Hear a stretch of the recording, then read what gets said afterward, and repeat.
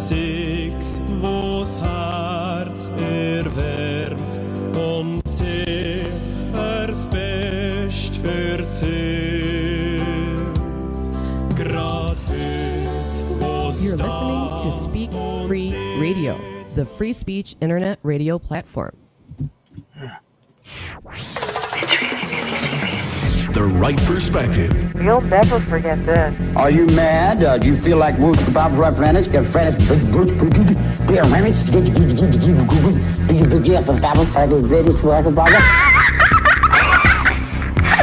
Right perspective. I'm not crazy. What is life all about? I know some things that you don't know. You're connected with Davis Lurmann and the right perspective. Right, whatever. You are mentally deranged. You suffer from a defective memory. Yeah, whatever. Can you feel it? Can you feel it? The right perspective. It will test your head and your mind and your brain, too.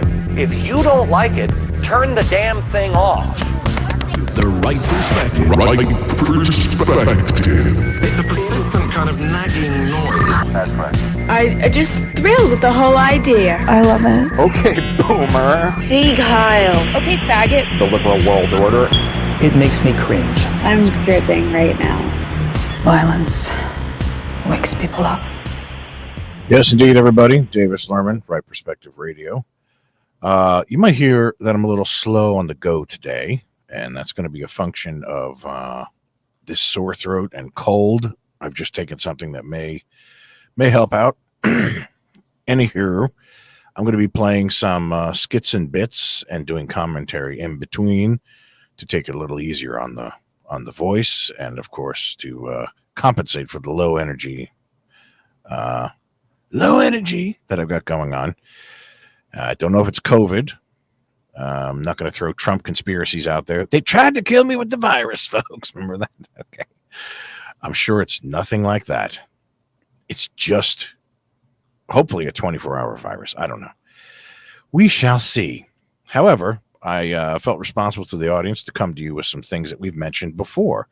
So what could Davis possibly mean by that? Well, if you've been listening in the past, I made mention of the fact that Ralph Renee was an individual whose book I edited, and a couple of books I edited. The Last Man of Science was another book.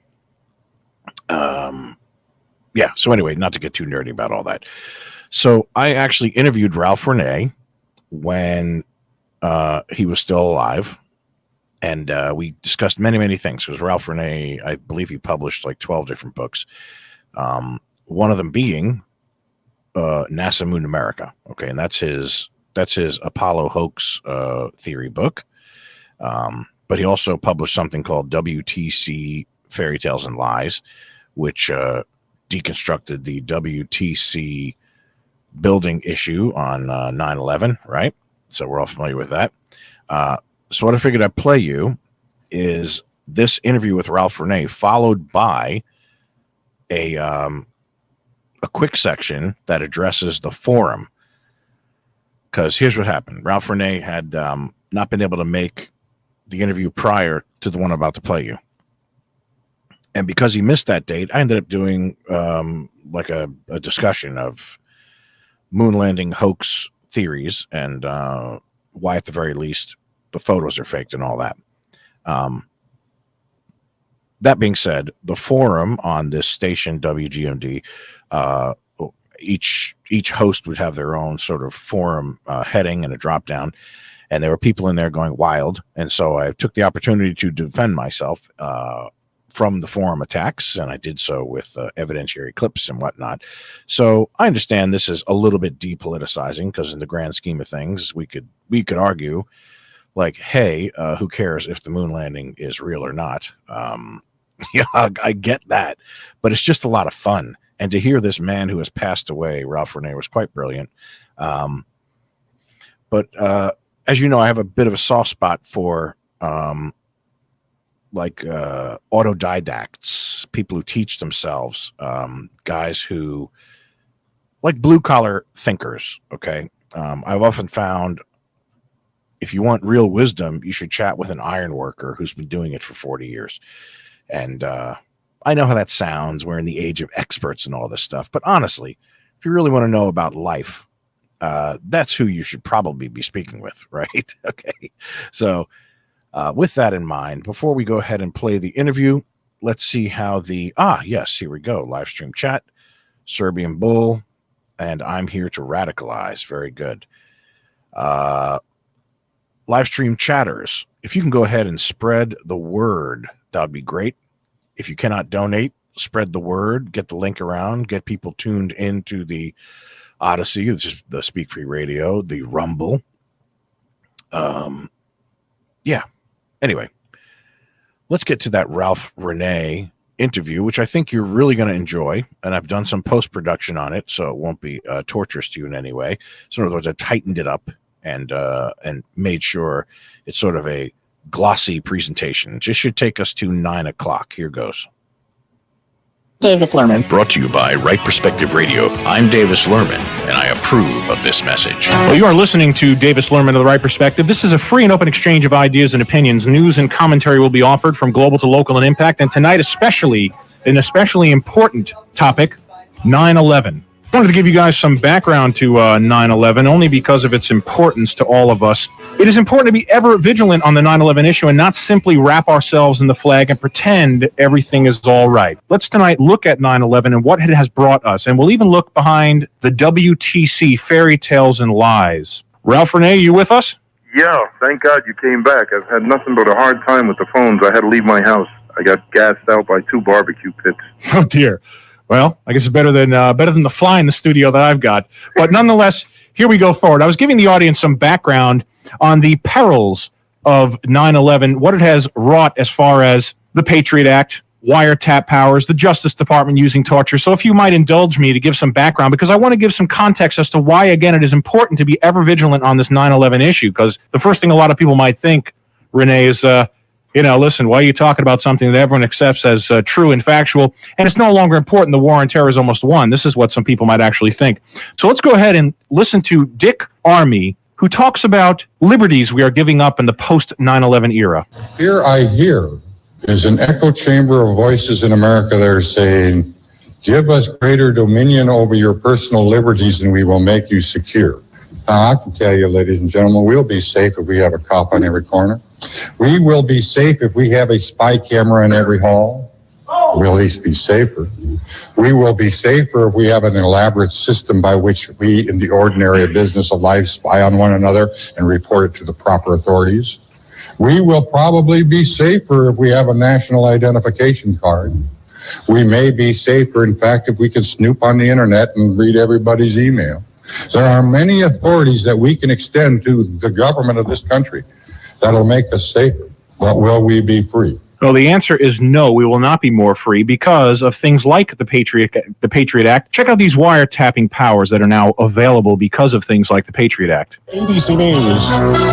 I'm Paul James. A victory for the Justice Department. A 3-judge panel has ruled that the federal government has broad powers to use wiretaps and other surveillance when it comes to suspected terrorists. I believe this is a giant step forward. Attorney General John Ashcroft. This will greatly enhance our ability to put pieces together that different agencies have. Kate Martin doesn't like it. She's with the Washington, D.C.-based Center for National Security Studies. If the government doesn't use the information against you in court, it never has to inform you that the FBI has searched your house or that the government has listened to your phone conversations. And that's the most problematic part of the statute. Well, that is problematic, and more so than simple wiretap powers as a result of the Patriot Act. The Justice Department admits to using torture. Listen to this, spokesman. We will use every technique in the book, including torture, if we have to make sure that we get out of these guys what we need to get out of. It's as simple as that. Well, it's as simple as that, but the truth is isn't. I'll give you an example. The AP has obtained documents that indicate the intelligence officials had information before the Oklahoma City bombing. That's prior knowledge, but that the intel was never passed on. Listen carefully to what the AP has to say. The Associated Press has obtained documents which indicate that intelligence officials had information before the Oklahoma City bombing. Yes, and but that the intelligence was never passed on. Well, not much in the way of intelligence. Kind of an oxymoron when it comes to that bunch, eh, Renee? Now, listen, 8 years later on ABC News, there's some radio report at 2 a.m. Is this how the truth about 9/11 is going to come out? Well, let's force their hand tonight and explore WTC, Fairy Tales and Lies, with the author of many books. How many books have you written? I've written 7 altogether. 3 are nonfiction. My dear. Well, every one I have is absolutely fantastic. Let's look into this WTC, Lies and Fairy Tales. Why did you write the book? Well, I came into information in the way of a German magazine called GeoEpic, and it was a special edition put out in Germany, in German, about 9/11, along about the end of October, I guess. I didn't get this thing until about the following February. I took one look at it, nosed through it, and contacted them in their New York office and told them I want a dozen copies. Oh, she says, we're all out of them. I said, oh my God, order them from Germany. Because it was very apparent by looking at the thing, on the back cover, you could order these books forever. I mean, all their back issues are for sale. So the decision had already been made never to reprint this thing. And there's good reason for it. So then I tried her, I kept telling her, I wrote her letters, I did everything I could after I analyzed some of these photographs, and I said, you're sitting on the biggest story the world's ever had. You have the proof that these buildings were blown down, exploded, explosively imploded. I said, so put me in contact with an editor. Well, it never went anyplace, and when it came to be January the next year, my New Year's resolution, including, by the way, a couple of magazines were supposed to publish this as an article for me, or for themselves. I didn't care whose name went on it. I just wanted it out of my hands. And nobody ever did. So on January 1st last, I published myself like I do all my other books, because no politically correct book publisher will ever touch one of my works. And what it is, it's a photo mag, contains about 33 photos. Most of them are full page. And it shows you step by step by reading the text. It's a shame it had to be done this way, but the text is in the first 6 pages. And you just have to read the text, look at the picture, read the text, look at the picture. It's the only way you could do it. I found it easy to follow. So big. Yeah, I found it very easy to follow. In fact, I'm holding one in my hands now. And what you basically have is I should say, a kind of abstract that is followed with many points. Explosives, implosion, very tall buildings, office fires, toppling, and each one or several relate to a given photograph from this German magazine that has some very rare photos, including some of the outrageous photos of bodies falling from the buildings. That's something I still don't know why we aren't shown more often, but these all these realities are in here. Now, what do you think is the most telling of the photos? The most telling is where you see the top of the South Tower tilting, which they only showed once for about 2 seconds and never showed again. The other, it was all the second building going down. They didn't want you to know the top of that South Tower toppled. And it did, because once something starts to tilt, it goes right to the ground. Nothing can stop it except Superman, and I haven't seen his blue cape flying around here for a lot of years. No, me either. And anyway, down below that picture, you see all these steel columns that were blown out of the building all at once, preceding the general debris. Now, if the building had collapsed, those steel columns would be tied up in the general debris, and you wouldn't see them. But when they're blown free first, causing the building to collapse, there you see about a level belt of them.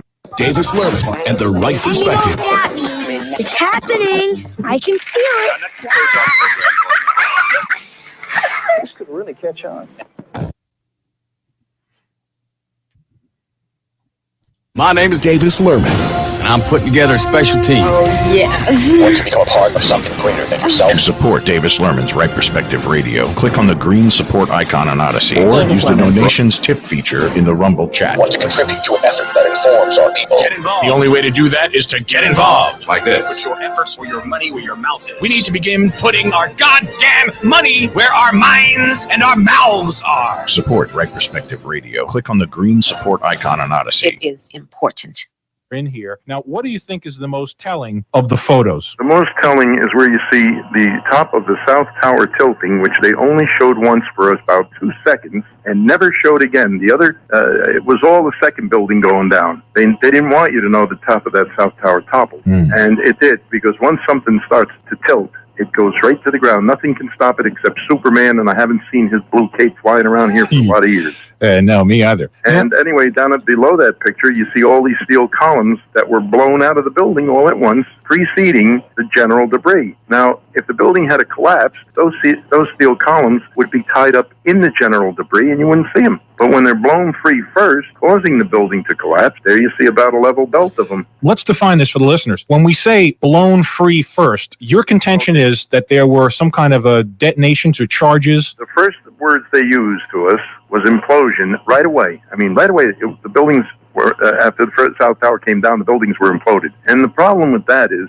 that who gave them that word? All the stations. I was channel popping. I have a friend who taped 3 of the stations, and he got it on all of theirs too. All of a sudden, everybody was talking implosion, but not explosive implosion as we know it, as we've seen done on a TV at countless times. Yeah, that kind of controlled detonation. That's controlled detonation. Let me put it this way, Davis. The only way in this world to take a frame building, and I don't care if it's wood, steel, aluminum, I just don't care, and make it fall in its own footprint, that's the outline of the footings, yes, is to explosively take it down. Very proper sequence. It has to be done perfectly. The different charges have to be timed just so. It starts out, if it's a single-story building, they just blow the basement. They blow the center columns first, and they blow the columns in radiating concentric rings out from the middle. This starts the whole building collapsing in toward itself in the center. Then they blow the outside, and that collapse continues, and that's why you see these roofs come down perfectly straight, going chatter, chatter, chatter, chatter as the floor breaks upon floor. That's right. Now, if it's a medium-sized building, they have to hit it twice. They have to hit it first in the center of the building, going up, right? Halfway up. Yes. And the same thing, they have to blow the inner columns first and the outer ones later. And then a second or two later, they do the same thing to the basement. And now the building comes down straight. In the case of an extra tall building, it has to be hit 3 times. In the case of this baby here, she was hit on the 77th floor, the 34th floor, and the basement in that order, all about a second apart. Well, you may not know this, but I have a lot of sound bites that support your contention. If I could, I'd like to kind of underpin what you're saying with those for the audience. Now, I know you know about this, but in fact, if you kind of ferret through the videotapes of your friend, you might find some of these statements. Fox 5 New York spoke of a chief of safety for the New York City Fire Department receiving word of a secondary device and then hearing another explosion. Listen carefully. The chief of safety of the Fire Department of New York City told me he received word of the possibility of a secondary device. That is another bomb going off. He tried to get his men out as quickly as he could, but he said that there was another explosion which took place. And according to his theory, he thinks that there were actually devices that were planted in the building. Now, did you hear that? Devices planted in the building. This is an expert, like a chief of safety for the New York City Fire Department. This guy is no clown. His initial theory is that there were multiple explosions and actually other devices planted in the building. Now, that sounds pretty much like you're saying. And now another trained eye and ear, a video journalist for Nova, was there. And listen to what he had to say. 45 minutes into the taping that we were doing, there was an explosion. It was way up where the fire was. Explosion. And the whole building at that point bellied out in flames. Now, that bellying out in flames, Renee, what do you have to say about that? If someone sees something bellying out in flames and they're hearing multiple explosions, that tends to undergird exactly what you're presenting. See, I don't have any photograph like that. The only flames I have come from the fuel in the plane. And that burnt off, believe me, in about 4 seconds flat. Because the next time all you people see that shot shown, which is not showing much anymore since this book's out, you will count 1, 2, 3, 4, and that fire is gone. And I ask you, how much steel do you think you can heat in 4 seconds? And I don't care what the temperature is. By the way, Davis, I don't know if you know this or not. I possibly read it in my book. But even in Hiroshima and Nagasaki, the steel buildings stood. They withstood the atom bomb. Okay? Yeah, I did read that. In fact, I was thinking along these lines. I understand that much of the Trade Center was composed of this aluminum kind of composite. Does that change anything? Oh, no, Davis. That was the facade. That was the light aluminum facade. Okay. Covered the steel. That is nothing structural there. That is all light gauge aluminum, means nothing. Absolutely nothing. And this story about molten aluminum coming down because the fire was so hot, there's no way. Diesel fuel is nothing more than kerosene with a little alcohol added. Yes. That's it. This stuff was more like a JP8 kind of fuel, but it wasn't that different from what you're describing. It's all one mixture of kerosene and alcohol. A little more alcohol here, a little less there. That's right. They just give it a fancy name. Well, it's for like different rates of atomization and all that for the that's flame. Because of the jet engines. When you want the stuff to come up in temperature, just like with a gasoline blowtorch, you have to torture it. You have to run it through venturis. You have to put a lot of air behind it. That's right. Okay? That's why you pump that can up. Now you get a hot flame. Otherwise, gasoline will just burn with a lot of black smoke like anything else. You know, Renee, I got to tell you, you don't really pat yourself on the back. And if I asked you to introduce yourself, you never mentioned this besides your many books that you are rightly so proud of. But you are a Menson, or I should say former. One of your books was so controversial, they kick you out? No. What they did to me is my first book was a science book. Last Skeptic of Science. Last Skeptic of Science. After I printed 300 copies, and after I had to collate 300 copies on a dining room table. Oh my! After I went through that torture, it's a 100 double-page book here. Oh yeah. Then they notified me, and they knew what I was doing all the while. That they said that I had to remove every mention of the word Mensa because I was violating their trademark. Oh boy! So I drove across Fort Florida to Fort La-di-da, and I went to the government repository, and I looked up trademarks, their trademark, and lo and behold, their trademark is a common mark, which means that I have every right in the world as a member to use it anytime I want, okay? And I don't have to ask anybody's permission to use it. Okay. So that knocked that case down, but they also filed for a commercial trademark, and commercial trademarks are only given to people with a product. And that brought into question, what is their product? Is their product my brain? Okay? That's an impossibility. I wrote a very nasty, very short letter to the, what do they call him? Intellectual properties attorney. He was also a fellow Mensa out in Washington, D.C. All right. And I told him, so. Yeah. I never heard from him again. Yeah, well, that'll do it. I thought for sure that he'd get so mad he'd file a suit that I was going to piggyback him, but he didn't. He must have ran in and read the book, finally. Yeah, probably. But at that stage of the game, I just let my membership run out, and I walked away from them because all I had was nothing but grief from these fools. Well, I'll tell you what, in my opinion, they don't deserve you. You are, although a straight talker, you're not good at taking compliments. I'm going to tell you, the smartest guy I know, and I work in academia, and I know all these, guys with multiple doctorates and PhDs upon doctorates, and the stuff you offer is just so common sense, straightforward, yet underpinned with all of the scientific background and knowledge. We don't want to bore people with that kind of minutia, but I do want your take on this. New York City firemen, these are people at the scene. Now, remember how Oklahoma City, the story changed after those bombings. The story changed from one of multiple bombs, the bomb squad there, and terrorism experts in touch with the Justice Department giving reports like, we now have a bomb in hand and it's going to help us, we back engineer that from a forensic standpoint. And then soon it became like a truck bomb. Now, I don't want the story of 9/11 to change like that. So let's play the New York City firemen, injured though they may be, who just suffered the terrorist attack. These are the guys at the scene, not some clown in Washington,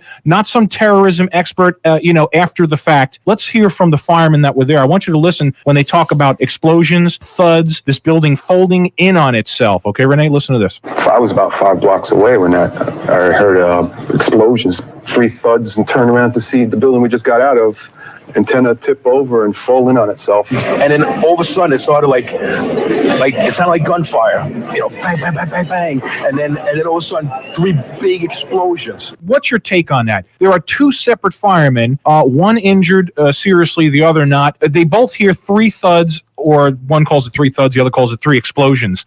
How does that play into what you offer? It plays exactly. They probably had other explosive charges rigged to scatter the damage. It seems that what they were actually trying to do was as much damage to personnel as possible. The thing they never talk about, FEMA said there was 10 street deaths. Well, by God, you got 2 planes, huge monsters, that flew through the buildings, okay, literally flew through, scattered themselves out at 9 o'clock in the morning all over the neighborhood, with steel beams flying through the air that weighed 2 ton, 3 ton apiece, concrete chunks, big as cars. And at that time of day, I've been there. The sidewalks are crawling with people. Oh, absolutely. Davis, if I went to the top of that building and I took one big handful of half-inch nuts and just winged them out, I'd probably kill more than 10 people. Just a handful of half-inch nuts. Well, I concur. So, all of a sudden we've got this miracle happening that God must have put an umbrella over everybody's head and led them to safety. Well, everything came down around them. Yeah. And the other thing people do is they go to fires. Fires are a great attractant. I know. I've chased hundreds of them in my life. And the bigger the fire and the better the time of day, the more high profile it is, the more the crowd. So you must have had all those surrounding buildings with people with their noses pressed against the glass watching all this. And when that South Tower blew, it blew all the glass in on top of these people. I haven't heard one word of a casualty in any other building, have you? No. Building number 7 was completely empty. That went down at 5 o'clock at night. Well, that's suspicious in and of itself, being entirely empty. There was no reason for it to fall down, except later on, FEMA, I think, said, well, there was a burning gas main in the basement. Well, yeah, I heard that lie. The building was totally undamaged. How did the gas main get damaged to burn? Oh, yeah. Now, this is what's really shocking is this is literally 8 hours after the first plane struck. A third building at the World Trade Center collapses. This one, the number 7 World Trade Center building. Now, even more shocking than that is something you brought up to me. So, what, of course, I scoured, I did my research, and I found that when you discussed FEMA arriving in New York City on the night of 9/10, I mean, that's something that needs to be looked into. Evidently, Dan Rather interviewed a guy named Tom Kennedy who worked for FEMA. Listen close. Tom Kennedy, a rescue worker with the National Urban Search and Rescue, which is part of FEMA. We're currently one of the first teams that was deployed to support the city of New York for this disaster. We arrived on late Monday night and went into action on Tuesday morning. And not until today did we get a full opportunity to work the entire site. Whoa! Yeah, you hear that? You talk about smoking gun. Smoking gun. Now, all of this in connection. We're talking about people hearing explosions. We're talking about the chief of safety of the New York City Fire Department. We're talking about him saying that he's received word of other devices, heard another explosion. His personal theory at the moment, in real time, not massaged after the fact, is that he actually believes devices were planted in the building. We've got New York City firemen talking about hearing explosions, seeing the building fold in on itself. Sounded like 3 big explosions. Boom, boom, boom. The third building, building number 7 going down. And then we got this jackass, Tom Kennedy, let the cat out of the freaking bag. Listen to this one. We arrived on late Monday night and went into action on Tuesday morning. Well, we know he must have called Psychic Cleo on that one. Yep. And then we can't forget Cynthia McKinney. Now, she, the crap really hit the fan when that one, I mean, boy, did she get in big trouble for asking, did the Bush administration have prior knowledge of 9/11? Clearly, you are painting a picture. I am painting a picture. We are painting a picture together that they did. Now, let's continue to paint the picture with your words, because in this book, WTC Lies and Fairy Tales, there are many other damning pictures. You have only spoken so far about the one. Here's what I want you to do, Renee. Give everyone info as to how to get in touch with you. Website, address, any type of info you'd like. It's Renee, RENE-R.com. That's simple. And it's easier than my address. I live in Passaic, and I'm in the phone book, Ralph Renee, 31 Burgess Place, Passaic, New Jersey, 07055. But the best thing you can do is go to somebody's computer or your own and take a look at my site, because everything I have is on that site. But in the meantime, before I forget a lot of things when I do these shows, David. No, go right ahead. We're just up against the break. I defy everybody to go out, find a rural area where they're poor. See, in rich rural areas, something falls down, they clean it up. But where they're poor, when an outhouse goes down, a dog coop, a garage, a barn, a house, a church, it lies there. I defy you to find me one set of ruins that have fallen into its own footprint. Even if it was only a 6-foot-high garden shed, it always topples over. It is physically impossible for any frame building to come straight down, because to come straight down, all the structural columns, members, have to fail at exactly the same time. Now, in the case of the South Tower, 1 or 2 or 3 or 4 even beams were not blown. They acted as a hinge, and the building fell away from them, just like when you put a curve cut in a tree to take it down. Oh, yeah. Well, just as a tree, nobody could ever find a tree that fell straight down on itself. Well, I guarantee you, you go looking around, you won't find one building in this whole country, or in any country, that was framed, okay, that did not topple over when it failed. Now, that doesn't go for a masonry building, because, they can collapse pretty close in. But these buildings were steel, welded and bolted, and they were very strong buildings because they did take the airplane hits. So if someone sends you some photographic evidence of your challenge, then they get a free book or something. But oh yeah, it ain't gonna happen. More than that, I'll have to go and see it. That's no matter right. where it is. Yeah, well, if it's out this way, we'll probe and investigate that one ourselves. Listen, Give the website one more time, then we go to a hard break, and we come back with Ralph Renee, the author of WTC, Lies and Fairy Tales, many other books too. We'll get into all that. And you are back with Davis Lurmann of The Right Perspective, and let's pull back up our guest, Ralph Renee. Yes, Davis. All right, here we go again. Now listen, I wanted to pick up with something. Of course, we left with that warning from George Bush. Let's just hear from Attorney General John Ashcroft. To those who scare peace-loving people with phantoms of lost liberty, my message is this. Your tactics only aid terrorists, for they erode our national unity and diminish our resolve. Now, you are a politically insightful guy, and if we could get out of the minutia of some of the, implosion and all that stuff, your take on the Patriot Act, one of the definitions of domestic terrorism is, and I quote from the Patriot Act, the term domestic terrorism means activities that involve acts dangerous to human life that are a violation of criminal laws of the U.S. or any state. Well, that about leaves it open. Good Lord, phantoms of lost. What phantom is this guy talking about? We got real life lost liberties. Davis, they pulled out, I don't know what, a 400 or 500 page act out of a desk drawer, okay? Yeah. And they popped during an anthrax scare, and none of the congressmen read it. They just signed it. Signed away. And that took away our Constitution and our Bill of Rights. Well, yes. And the Homeland Security Act finished them off. Well, you know what's about to finish it off even worse? Have you heard about this Domestic Security Enhancement Act 2003? Oh, that'll put us all in concentration camps. Yeah, that's what they're calling Patriot Act 2. And it's got these tons of sections with no sunsets. None. They never go away. It's just bone-chilling. It's straightforward. It talks about that broad general warrants by the secret FISA court, which is a panel of secret judges set up in like a star chamber system that convenes in some undisclosed location. It's all granted under the first Patriot Act, but they go further with this. It states that government agents must be given immunity for carrying out searches with no prior court approval. I mean, it's unreal. Phantoms of lost liberty. Whatever they do, they have carte blanche on us. Our Homeland Security Act guy here in New Jersey,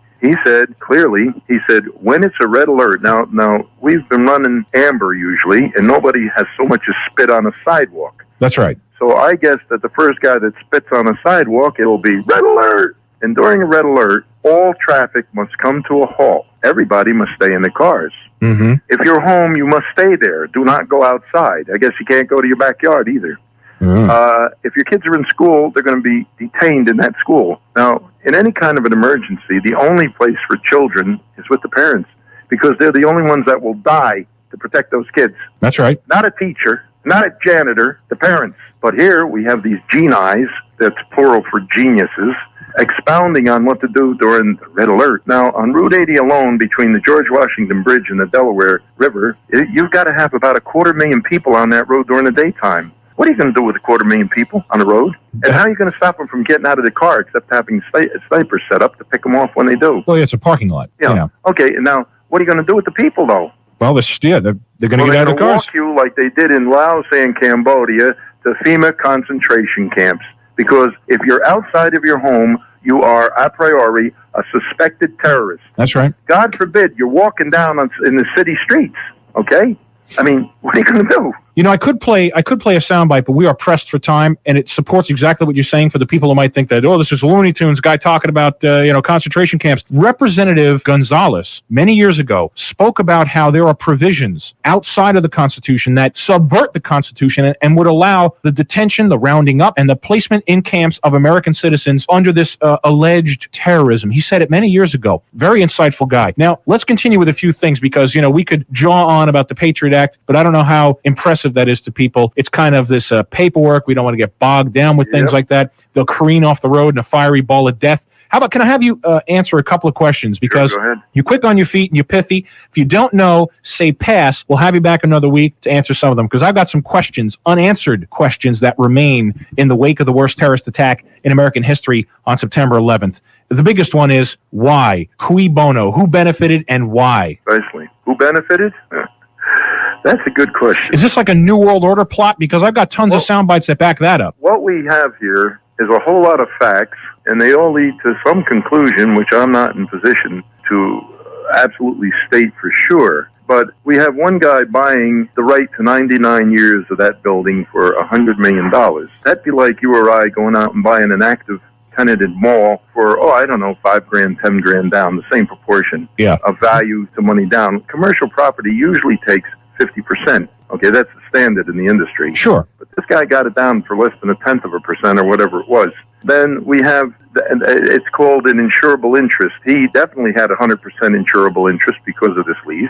And the original owners also had 100% insurance interest. So now we've got this building twice insured, and boy, what a hit the insurance companies are going to take on this one, because one of them is claiming, or both, I'm not sure about the other one, double indemnity. Yes, I heard about this. Yeah. Now, 2 towers. We go on to that, and we find out that just prior to this thing, the UN was ready to jump all over Israel. But when this happened, that was all dropped for the Palestinian problem. Yeah, in fact, they were even having those xenophobia type of conferences, and they were accusing, this is in the UN, accusing Israel and the Zionist movement, which is not the entirety of Israel, but rather a political movement that lends itself to being Israeli. They had these xenophobia and racism conferences, and they were pointing their finger at Israel, this UN was, saying, these guys are the supremacists. If you don't have Jewish blood, you're the problem. They're treating these Palestinian people horribly, controlling everything from their water to when they come and leave their own damn homes.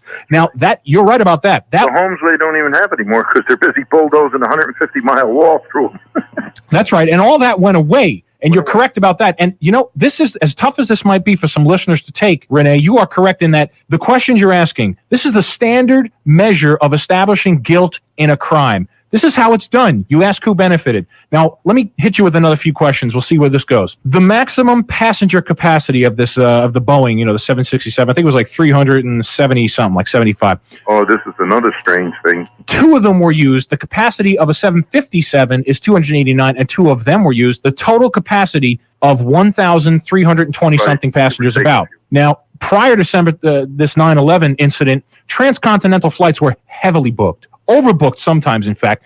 Absolutely. Why were the 4 planes that crashed into the WTC and the Pentagon only carrying a total of 266 people? 20. I'm doing the quick math. Is that about 20% of their capacity? Listen to me. Somebody canceled. Lots of people canceled. Hell yes. No FBI has ever looked into that, nor will they. A whole lot of people had to cancel. My only question is, was that throughout the industry or only on these 4 flights? Okay? But as I understand it, nobody can penetrate the security that the airlines themselves have put around their own records. Yeah, they're like their own security service, aren't they? Mm-hmm. Now, another one, real quick. The morning of the terror attacks, original reports identified 5 planes as being unaccounted for. Later, federal authorities, I forget the name of the agency, but they downgraded the number to 4. What happened to the 5th jetliner and the hijackers on it? I have no idea, but I can tell you something else. What? What happened to the one in Pennsylvania? Oh, the Flight 93. The one allegedly that hit the Pentagon, because there was no plane wreckage in either one of these places. Now, you bring up something fascinating. Flight 93 crashed into Pennsylvania, they say, as a result of a struggle between heroic passengers and hijackers. Recorded on a cell phone that will not work on a plane that's at any speed at all. That's right. And the cell phone, which we haven't heard the whole conversation of, the witnesses reported seeing a second plane following it. So I'm doubting that Flight 93 story. You're saying more doubtful is the Pentagon story. Now, this is fascinating because there was a piece played on CNN. This is one of those late night pieces, I've got to warn you. This is the stuff that gets through the cracks. They called the piece La Pentagate. The #1 selling book in France a couple of months after 9/11 was something called The Horrifying Fraud. And I want you to hear this news piece and comment on it. The #1 selling book in France proposes a startling plot twist in the attack on the Pentagon on September 11th. Jim Bitterman reports. Throughout the spring and into the summer, a leading bestseller in France has not been some great work of French literature, but a $17 paperback called The Horrifying Fraud, a book which casts doubt on the official version of the events of September 11th, substituting an elaborate conspiracy concocted by America's military-industrial complex in order to increase U.S. military budgets. It has sold more than 200,000 copies here, a huge success in French terms, attracting interest from readers like Edward Chabannon and Nafu Lalou, who are always skeptical about current events. There was always doubt. I haven't seen any proof, for instance, that man walked on the moon. The creator of The Horrifying Fraud does believe man walked on the moon, but insists, among other things, that it was not a hijacked American Airlines 757 that crashed into the Pentagon on 9/11, but a missile fired by the military itself. Cette version officielle The official version is incomplete, and on certain points is wrong. This bombing was not done by a plane, but by a missile. As far as we're concerned, the plane was destroyed in Ohio. Do you agree with that? Was it a missile? I don't know what it was, but I can tell you this. It was not one of the huge airliners. There is no debris. And the hole carriage that takes these planes up and off the ground is indestructible. It's built as strong as a Sherman tank. And the kind of hole that was left, this signature, the impact signature. Yeah, there were no wing marks. Yeah, there's no wing marks. It took out one piece of one floor. The other 3 floors fell down in the hole it created, which the airliner in the other place took out 6 stories apiece. Interesting. And that was high tensile steel, 41 inches apart. Yes, okay? but they reinforced concrete. I concur on that. Apart with a sledgehammer. I concur on that, but more important is when people look at the pictures, even the pictures CNN released with the debris added after the fact. I think because they had some pictures with plane debris laying around. Even more importantly is that the facade of the Pentagon, to put it plainly, ain't made of nothing special, and there's not a ding or a dent surrounding that impact signature. Very, very problematic. Didn't make a mark. And the other one, as shown in that picture I have in my book, the wings cut through that steel like it was paper.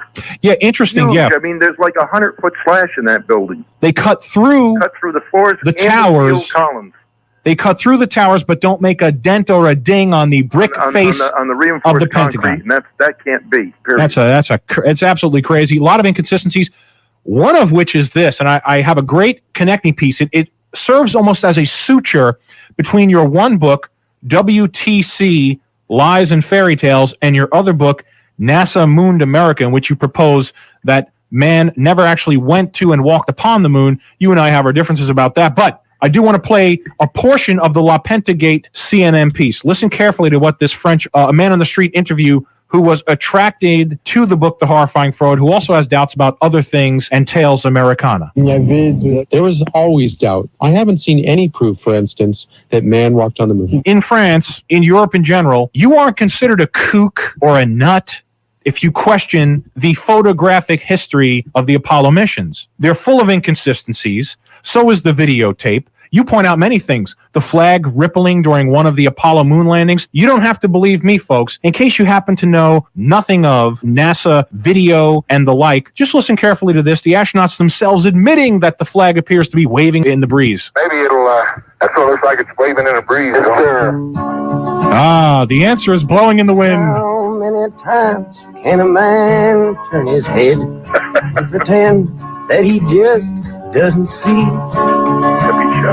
Oh, yeah. Answer, my friend. It's blowing in the wind. Blowing in the wind. The answer is blowing in the wind. Now, where we got some wind on the moon, I'll never know.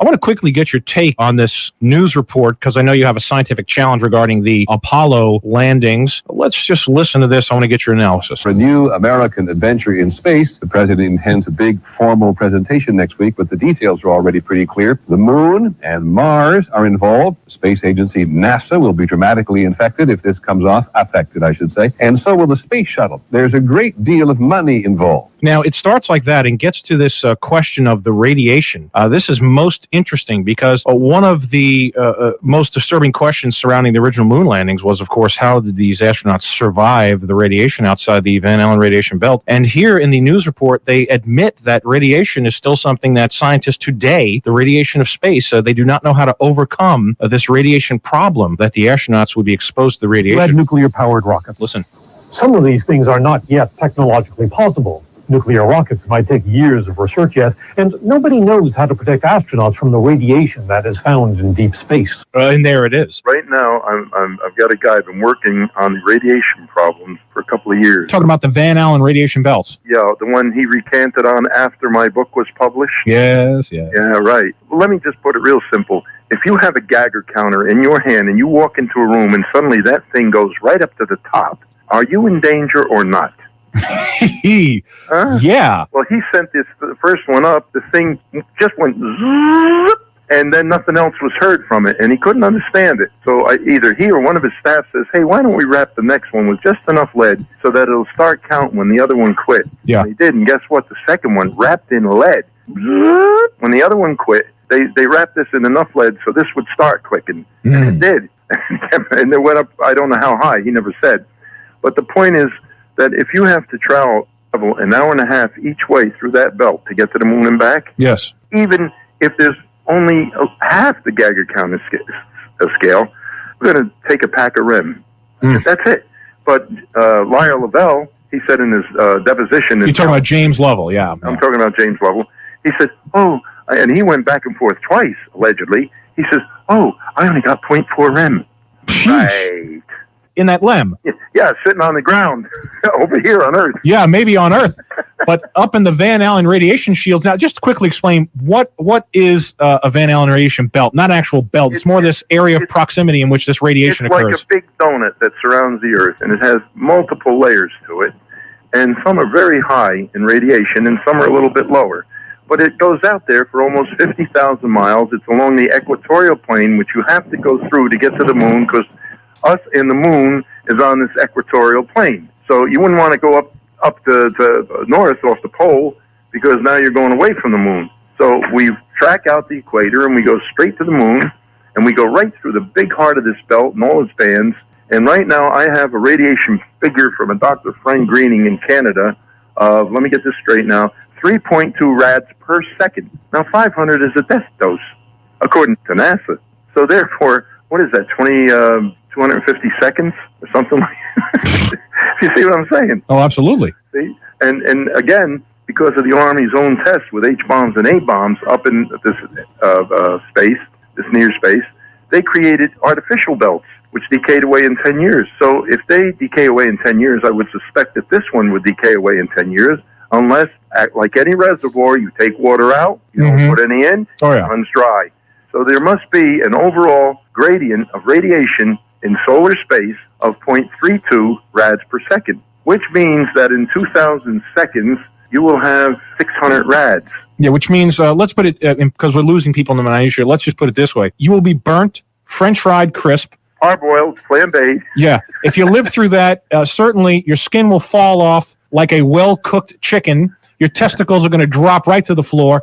Listen, next week, no, not next week, 2 weeks from now, can I have you back? I want to have you back to discuss how the flag, why the flag rippled. There is no atmosphere or wind on the moon. We're going to prove that. We can talk about how the gravel spun up by the rover's wheels fell back to the moon's surface as fast as it would on Earth. Of course, the moon having 1/6 gravity and being completely airless, the debris should have traveled a long distance at some kind of parabolic arc. A stop video where you can stop each frame? Oh, absolutely. I've looked at the NASA video that way. Out, and you can tell whether it was 1/6 gravity or more by scaling it out. And not to get too technical, but from a standpoint of physics, wouldn't the parabolic arc even be different on the moon because of the 1/6 gravity, right? Well, yeah, it would be shorter on the Earth than it is on the moon. Yeah, but it's precisely the same in these video images. Right. This is it's falling. That tells it right there. It sure does. You know, also the Apollo astronauts walked about on the moon in full sunlight, and I've got some pictures of these guys with their visors up. Their eyeballs would be singed out, and yet there they are in full view of the Hasselblad camera, standing there with the face visor up, and their face isn't cooked a bit.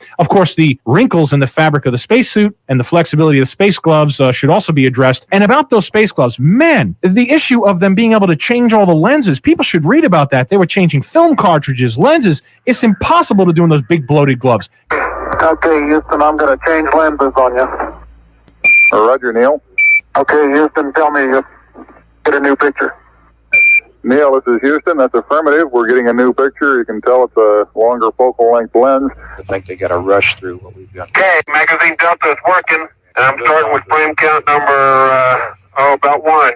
Okay. There was always a problem with these things, remember, because they were wearing these very awkward gauntlets. Okay, Houston, tell me, get a new picture.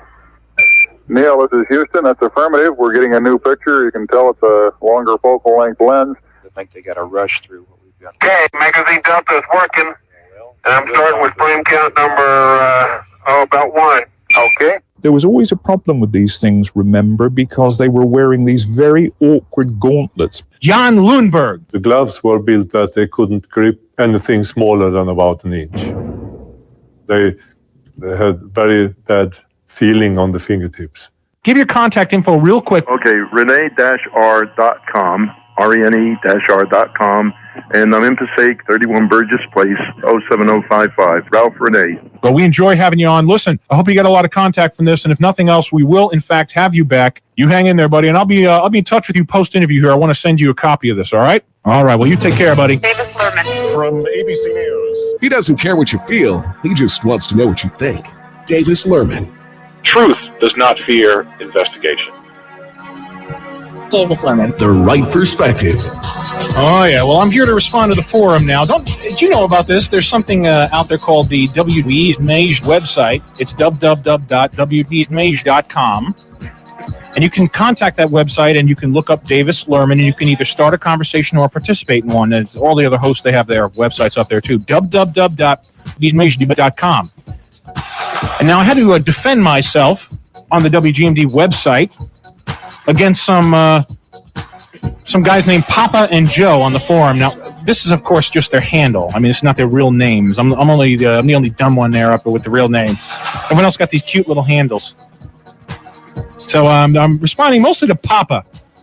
You dirty drawer-wearing, bad science blasting, Davis Lurmann dissing, Philip Plate's ass-kissing, fart spraying, saliva laying, waitress sniffing, window tinting, roach kicking, fried chicken, nose picking, butt sticking, Davis Lurmann mimicking, Colt 45 drinking, skirt chasing, sneaker lacing, won't see a dentist with broken up teeth, slapping lip on hip, goat eating, tax cheating, load dropping, diarrhea plopping, eyeballs a popping, floor mopping, future busboy, trying to diss me on the website, huh? You punk!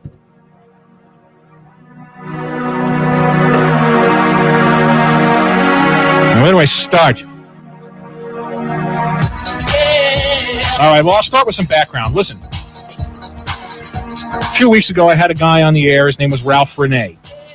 Ralph Renee wrote a book. Well, he wrote 6 books. One of them is NASA Mooned America, which he brings up the fascinating theory that perhaps men never went to the moon. Now, I personally think that that's a little loony. I think men went to the moon.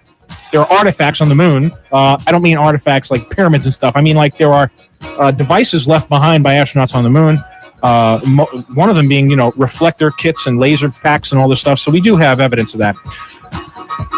He simply brought to mind something I'd been thinking for a long time and never put my finger on it, that perhaps the Apollo record, the photographs, were hoaxed because the film melted. I mean, it's like 220 degrees on the moon. It's a good chance that the film could melt. So all it was, I just posted something on the forum that asked, did NASA moon America? Maybe there's some anomalies in the Apollo record. Well, I went and I looked, I did my research, and man, were there ever.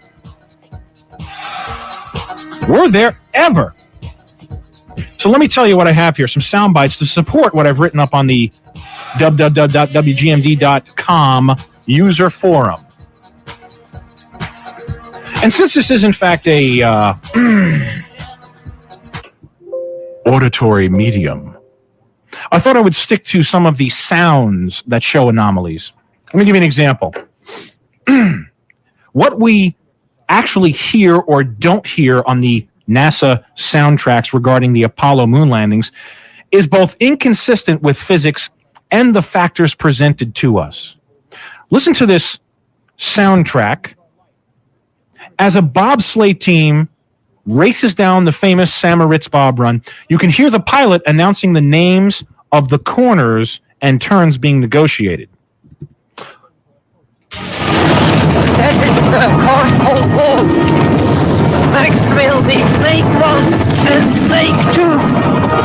And very funny. Nash and Dixon. And then is coming Horseshoe. Telephone. Shamrock. 3. Deep. Now that's exciting. It's exciting to listen to. It's full of emotion, and they're not even landing on an alien planet for the first time. We feel as if we're inside the bobsled. We can hear the physical stress and potential danger of the situation. This vehicle without an engine. It's riveting. Now let's listen to the 2 Apollo 11 astronauts landing on another planetary body for the first time in history. Feet, 3.5 down, 9 forward. 75 feet. Guys looking good, down a half. 6 forward. 30 seconds. Lights on. Forward. Forward. 40 feet, down 2.5. Picking up some dust. Make shadow. 4 forward, just into the right a little. Mm-hmm. Quiet. No emotion. Landing on an alien planet for the first time. Let's just put this in scientific context. The fact that I question that audio soundtrack does not make me a conspiracy theorist. I question that audio soundtrack because in contrast with the Sam Moritz Bob Run, it's completely silent in the background.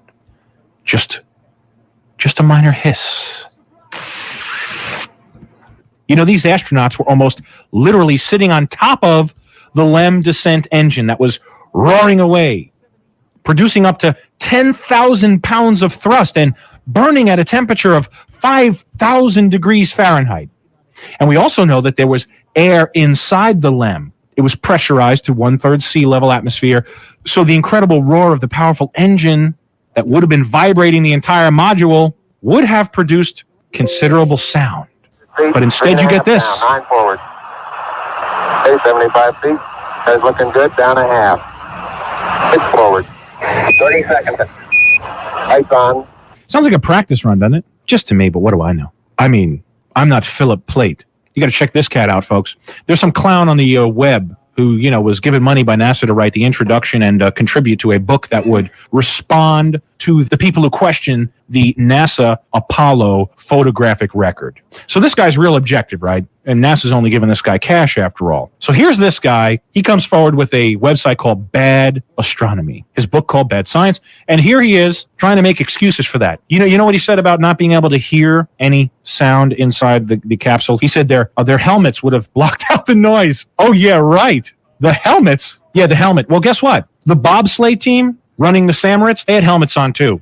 And by the way, the cabin that would have vibrated, air would have been a perfect medium. Yes, the air inside that capsule, 1/3 sea level atmosphere, pressurized by NASA. That would have been an excellent medium to transfer that noise through the NASA mics.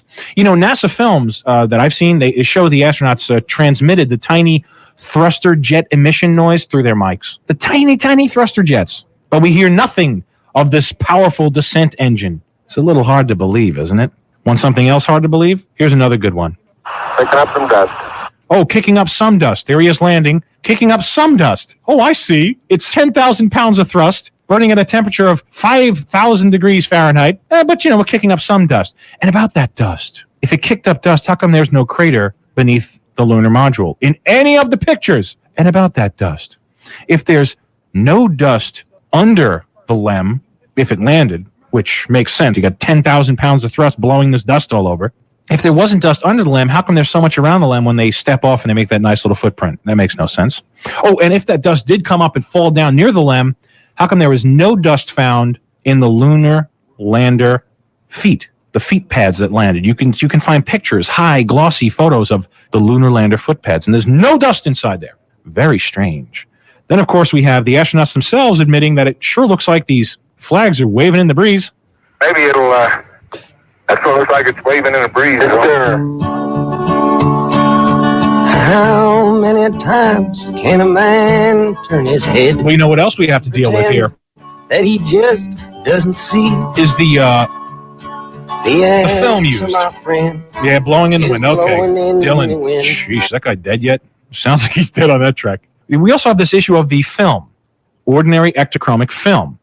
We have an expert on astrophotography, assistant managing director of Kodak Limited, H.J.P. Arnold, worked on the NASA film itself. Let's hear from him about the kind of film used. Magazine 40 from Apollo 11. So this is the roll of Ektachrome film that was exposed mainly by Neil Armstrong. So it's exposed by Neil Armstrong on the moon. Well, he's saying it's Ektachrome film, essentially ordinary film. But Brian Welch, acting director of media services at NASA, well, he's got another scam to flay. He says that it's like, it's film specially produced by Kodak with gels and emulsifiers and all this stuff. The film was specially produced for NASA by Kodak. It involved the use of thin gels and special emulsions for this film. The idea was that it would have to stand up to a vacuum. It would have to stand up to extremes of heat and cold. on the surface of the moon. Yes, well, Kodak disagrees. Brian Welch, acting director of media services at NASA, Kodak, and their representative H.J.P. Arnold says it was Kodak film, and the sensitization of the film was essentially the same as ordinary film at that time. It was Ektachrome X, as it was then called, 64 ASA or ISO. I play those clips to defend myself because there's some wannabe scientist, some Dexter's Laboratory loony out on the web talking about how I have no understanding of basic science. Now, what I've got is common sense, clown boy. That's what I've got. Common sense and a scientific background. And if, in fact, you take a scientific approach to this using the scientific method, you are forced to ask these questions, not just believe what Philip Plait has to say or Brian Welch has to say. You might want to consult some experts. Yeah, you might just want to. Jokers. Experts like Jan Lundberg, who invented the camera taken to the moon. And he's wondering why it looks like the astronauts are standing under spotlights. Yes, it seems like he's standing in the spotlight. And I can't explain that. That escapes me. Why? So maybe you have to find Armstrong and ask him. And he's wondering why NASA didn't build an environmentally protective compact around this thing. The camera taken up, that is. Oh, yeah, but you ask these questions, you're a loony. I got it. Listen next week to Davis Lurmann of The Right Perspective. I'm sure there'll be more fun on the forum. Passing to the Templeway and are transit out to the moon. And it's rather odd to see it floating like this in Odyssey while it's playing the theme from 2001. Davis Lurmann and The Right Perspective. If it feels good, then it can't be bad. The Right Perspective. It could be hard to tell if you should take the situation seriously or not. Where do we start? You're connected with Davis Lurmann and The Right Perspective. The Right Perspective. Right Perspective. Right Perspective. My name is Davis Lurmann, and I'm putting together a special team. Yes. Want to become a part of something greater than yourself? To support Davis Lurmann's Right Perspective Radio, click on the green support icon on Odyssey, or use the donations tip feature in the Rumble chat. Want to contribute to an effort that informs our people? Get involved. The only way to do that is to get involved. Like this. Put your efforts or your money where your mouth is. We need to begin putting our goddamn money where our minds and our mouths are. Support Right Perspective Radio. Click on the green support icon on Odyssey. It is important. Yes, it is. Non-existent on the forum. Thank you, buddy. 1488. It's not too late for you to give 1488. If you cannot contribute, please pass around the link. The more people we have listening, the better. I want to spread the word. We're trying to build something here. And I do appreciate all of the, there's just so much good input. It's pretty amazing. Davis rejects discussing the major Jew conspiracies, JFK, Holo hoax, Sandy hoax, moon landing, etc., that show the conspiracies that benefit the Jew. Since it's not politics, politics are not the solution. Oh, I get it. Yeah. Politics are not the solution. When I say depoliticizing, what I mean is it takes people out of the realm of considering what can make an actual material difference in their lives. And I used to really be into those things. But I don't know. I don't know if Straight Out of Swampton is criticizing. I can't quite figure it out. Anyway, listen, I think I've made myself clear. I've made myself pretty clear on how these things are important, yes, but maybe not as important. That's what I put you have to stratify and prioritize. If it were up to me, we'd all be discussing nothing but disproportionate Jewish power. But let's face it, there are many avenues to discussing that. And you could find many, many aspects of the moon landing, the Apollo program that were in fact that. So, yes, I agree that I reject discussing some conspiracies, but not major Jew conspiracies. So again, I'm not sure if this is a criticism or a compliment. Non-existent. Yes, you and I both went down the 9/11 rabbit hole for years. To eventually conclude that the planes were another physical impossibility at all locations involved. Yes, Morgan Reynolds was very convincing on that point, and I appreciate there's just too much for me to read. My voice would give out. There's a lot of great input here. We have Veritas with a link to download Masters of Deception. Thank you for that. So this is a place to share. Non-existent eye agreeing that they simulated the moon landings. Only a handful of people had to know the truth. Yeah, that's very likely. But let's not forget the possibility of a parallel space program. We have to consider the fact that there appears to be a landing spot. Okay, and there appears to be a flag, and there appears to be a LEM base. I don't mean a base like a base people live in. I mean like the bottom of the LEM from which the upper portion of the LEM launched. And so given all that, and given that any day now we could have superior telescopes that show us the actual footprints from a great distance, best not to put all your chips down on just the whole thing was faked. It's better just to say, listen, if they went, they didn't go using the technology that they publicized. And why would you want to do that? Well, if you really are in the business of space supremacy, and I imagine that was America's goal, that and distraction. So if you're really in the business of space supremacy, what you want to do is have everyone else try to get there using technology that will get them killed. And then you have not only the propaganda win of getting there first and only, but you also have the benefit of dead astronauts floating around in a can above the Earth, dead cosmonauts or whoever they might be, of everyone else who tried, and that only the great, the great diverse America and its neoliberal capitalist system, only we could get there. So that's probably more along the lines of what it is. And Bowhunter 88, thanks, buddy, $15, popping the support cherry. Boy, I appreciate that, buddy. That makes all the difference. We really do appreciate you. Yes. So, yeah, what I might be taking as a criticism, go ahead and straight out of Swampton. Help me figure this out. I'm trying to figure this out, but I don't know. Benefit the Jews since it's not politics. Politics not the solution. Yeah, I agree. Politics not the solution. I have been pretty consistently arguing for something that's politically adjacent. Coming into politics at a right angle of that political reality and pressuring, using wedge issues. That would be, frankly, that's sort of the power position we have. We don't have the power to do a third party. So I don't think politics are the solution. No, of course not. But I don't reject discussing major Jew conspiracies. I think discussing Sandy hoax is, that can get kind of tedious. I mean, I get it. I have all the books. I love Jim Fetzer's work. I get it. But in the end, it's a good way to just alienate yourself from discussing the problem of disproportionate Jewish power with regular people. So you don't want to bring up Sandy hoax, the moon landing hoax, and all this stuff when you could be discussing disproportionate Jewish power. And so that's where my head's at. You don't have to agree. That's fine. I just want to make sure I'm understanding what people are saying. And if you have a proposal to discuss a very important conspiracy that I've just not gotten to, or that you believe I refuse to discuss, hey, I'm open to that. Yes, I am a moon landing doubter, but not completely sure. Right. Yeah, that's kind of the best place to be, on account of, boy, the photographic record looks fake as fug. But yes, from a propaganda win type of position, it makes perfect sense that they would have given an out-facing tinfoil LEM and probably use some other, again, if they went, use some other device to get there. That's all. That's what I'm proposing.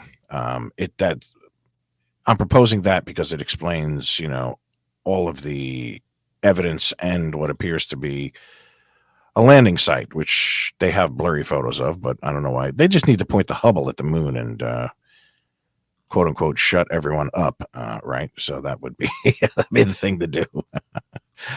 Veritas saying sounds plausible, Davis, right? Because you always have to think of the psychological dimension, the social engineering dimension, and incredibly important is the propaganda dimension. So even if you have the theory of, Russia and America were in it together working on the Cold War, it was a conspiracy. Okay, maybe, but there'd be no reason that an imperialist power like America wouldn't want space supremacy, even if you're working with someone. Now, remember, there was a there was a whole discussion on the possibility of having a nuclear platform to launch missiles from the moon, which would be incredibly frightening to the extent nukes are real. But this was what's floating around. So for that reason alone, a country would want space dominance and lunar supremacy.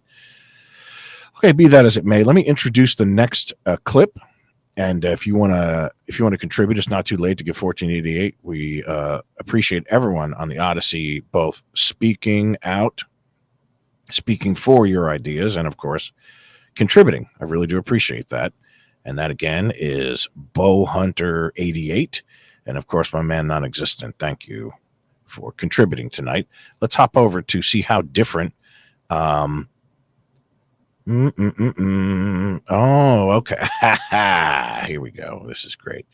So there's a person in the live chat, appears to be right. I don't know. This is very strange. There's one person in the Rumble chat talking to himself, it seems, and he says, that's because it's all staged. The Pentagon has cameras everywhere. This guy doesn't mention anything about the Jews. Does he? That should be an eye-opener not to trust him. I guess this guy didn't hear that this was an FM radio show from like 15 years ago.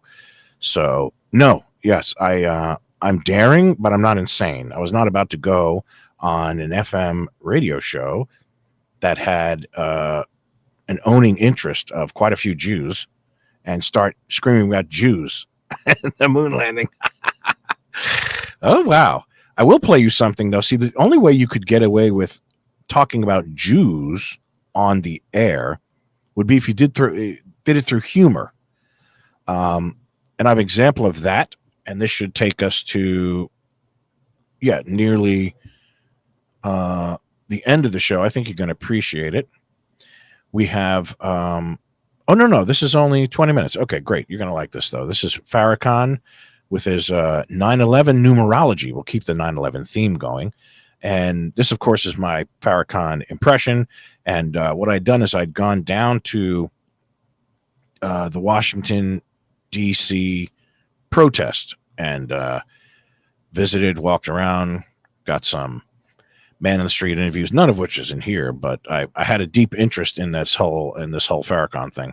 I liked him, but I saw that he was worthy of sort of echoing at the same time.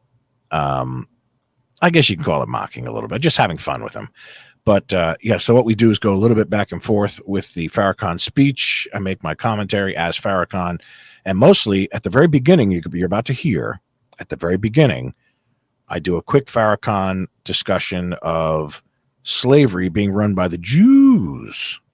But that's the only way you could get away with this on FM radio. So you're about to hear how one would do that 15 years ago. And let's play it. You're connected with Davis Lurmann and the right perspective. The right perspective. Right perspective. There are over 10 million dead African bodies in the Atlantic Ocean because of the slave trade brought about by the Jews and the Europeans. The Jews, ladies and gentlemen. I should be clear here. So I'm pretending to be Farrakhan. Now, Farrakhan would say it's the Jews and the Europeans, right? Okay. So I think we all know where I actually stand on the slave trade versus Farrakhan, the character, just to address the lack of Jew talk to the Rumble guy.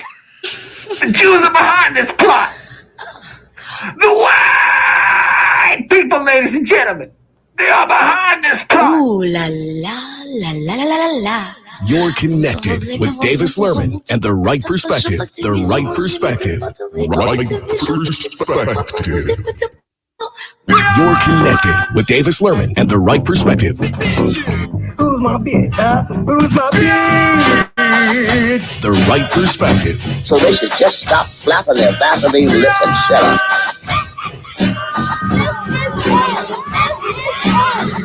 Right perspective. Davis Lurmann. Davis Lurmann. There were 900 911 days in between the terror attacks in Madrid and September 11th, 2001. Or 9/11, as it has become known, when Al-Qaeda-backed terrorists slammed planes into the Pentagon and the U.S. was struck with a blow of justice from the Islamic world. The Madrid bombings, which happened on 3/11, also came 2.5 years to the day after the 9/11 attacks. Whatever 2.5 got to do with it, I do not know. Exactly 900, that's 911, 911 days after the September 11th attacks on New York and Washington, 10 terrorist bombs tore through the trains and stations along the commuter line, killing the Spanish at the height of Madrid's morning rush hour. More than 190 people were killed. There's a 1 and a 9. See what I'm talking about? 1,421 wounded in Europe's bloodiest attack for more than 15 years, ladies and gentlemen. Spain initially blamed Basque separatists for the bombings. But the interior minister also said the other lines of investigation were opened after police found a van with detonators and an audio tape of Quranic verses near where the bomb trains originated. It sounds like an evidence trail left in some kind of Scooby-Doo mystery, doesn't it? You think these cats are filling up an audio tape with Quranic verses and leaving it in a van full of evidence? It's an orgy of evidence. But you're a conspiracy theorist if you believe that there might be a diabolical plot to fool the American people and the Spanish into blow up a train and influence an election. My Farrakhan, I'm getting rusty. Farrakhan's got like a southern accent now. What's going on with that? An election. I believe that there are interesting numerical ties between the Madrid attacks and 9/11. Oh, whatever. Look out for the Sears Tower, by the way. The zip code is 60606. And Farrakhan says that 6 plus 0 plus 6 plus 0 plus 6 equals 18. And 1 plus 8 is 9. And the height of the Sears Towers is 110 stories high. 110? You heard what I said? 110, because 1 plus 1 plus 0 is 2, and 1 plus 1 is 11. That's right. We got the 9 and the 11. Zip code converted into height. I don't know what that means, man. Farrakhan has gone crazy. You should see, by the way, on his website, Farrakhan, he did something with the word, with the name Condoleezza. He said, hold on, I'm on my megaphone here. He said, check this. Condoleezza's first name has 9/11 symbolism tied into it. Check this. He said, Condoleezza, if you number the letters, is 3 plus 15 plus 14 plus 4 plus 15 plus 12 plus 5 plus 5 plus 26 plus 26 plus 1, which equals 126. And then he took the 1, the 2, and the 6 of 126. And he said, the 1, 2, and the 6 equals 9. 1 plus 2 is 3 plus 6 is 9. And he says, the numbers of letters in Condoleezza, hold on. The numbers of letters in the name Condoleezza is 11. Do you understand what I'm saying, people? The word Condoleezza adds up to 126. 1 plus 2 plus 6 is 9. The numbers of letters in her name is 11. And then he goes on in his speeches. Hold on, I'm back. He goes into his speeches to, insult her with the high yellow angle. How she's the house slave doing the master's bidding, and goes on with the high yellow stuff, which I still don't get. Among black people, there's a little race division going on within the race. So is that rich or what, man? He's dissecting the name, and he's looking at the zip code of the Sears Tower. Woo! I swear that cat must have served this country in Vietnam. He's got a big, thick metal plate. He's receiving messages from the UFO mothership driven by Muhammad. He oftentimes does these nutty numerology things. Maybe you've heard him do that, but you got to listen to this. It is. He goes on with the A1 and the 440 vibrations, and the first the A equals 1, he's going through the alphabet, and then all of a sudden A equals 440. You don't even know how it happened. The guy's just loony. Like I said before, it's like getting inside the mind of a serial killer. So you got to hear this. So A equals 1. And when you hear the right sound from the one God, life will respond. So what is the A tone? A equals 440 vibrations. Hey, did you hear that guy back there? See the guy back there goes, heat, heat, heat. Listen careful. I'll repeat it for you.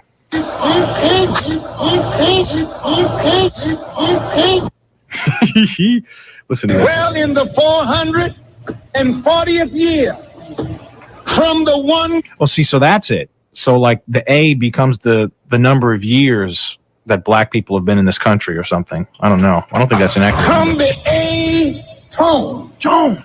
Gotta tune up our lives. Yes, sir. Whoa, you hear that guy? Yes, sir.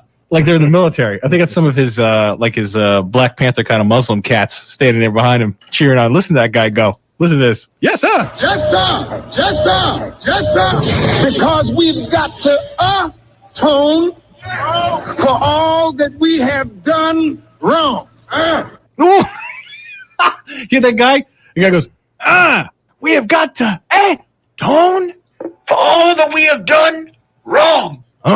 It's like Frankenstein showed up. Listen to this guy do it. Because we've got to atone for all that we have done wrong. Frankenstein showed up. If you take the T and couple it with the A and hyphenate it, you get T and A. Okay. J. Ray, 1981, another 5. Thanks, buddy. That's what I'm all about. T and A, ladies and gentlemen. Me and Jesse Jackson. This guy's a lunatic. So when you atone, you become at one. At one with who? The atone. Because you heard the A tone and you tuned up your life. Oh, that's good. Non-existent says A-tone for Tyrone. Don't give him any ideas. Farrakhan will rejuvenate himself and come out and give symbolism and numerology speeches all over again. That was a thing he did for quite a while. He noticed he kind of fell off that tip. A new beginning. So when you get at one, that is M-E. Who is it that has to A-tone? Who? Who went wrong? Who gotta fix it? Yes. Yes. And then if you add another letter, we're starting to add letters to the M. M-E, you get an N. What does that say? Men. Why did you call men? If we are at a new beginning, we gotta make a man all over again, but make him in the image and the likeness of God. The one true God has given us clues we must follow, ladies and gentlemen. We must understand how to atone for our sins. Because when you atone, you are at one. Now, I'm preaching now, ladies and gentlemen. That's right. When you atone, you are at one. See, if I repeat things a lot, it's going to make it sound real important. We must atone for our sins, ladies and gentlemen. A is the first number. So A is 1. A1. A very fine steak sauce, ladies and gentlemen, invented by a brother man, stolen by the other man, and that's why we in trouble, man. Back to it now. The A tone, which is the truth I'm telling you, is the proper tone. Music to your ears. Vibrational cycles, ladies and gentlemen. If A is the first letter, signified by 1, what about the occultic white devil number of 13, ladies and gentlemen? What letter corresponds with that devilish number found so often on the back of this corrupt system's dollar bill? The 13th number is the letter M, ladies and gentlemen. M-I-C-K-E-Y. M-O-U-S-E. That's what I'm saying, ladies and gentlemen. Mickey Mouse's devilish plot, concocted by the devil.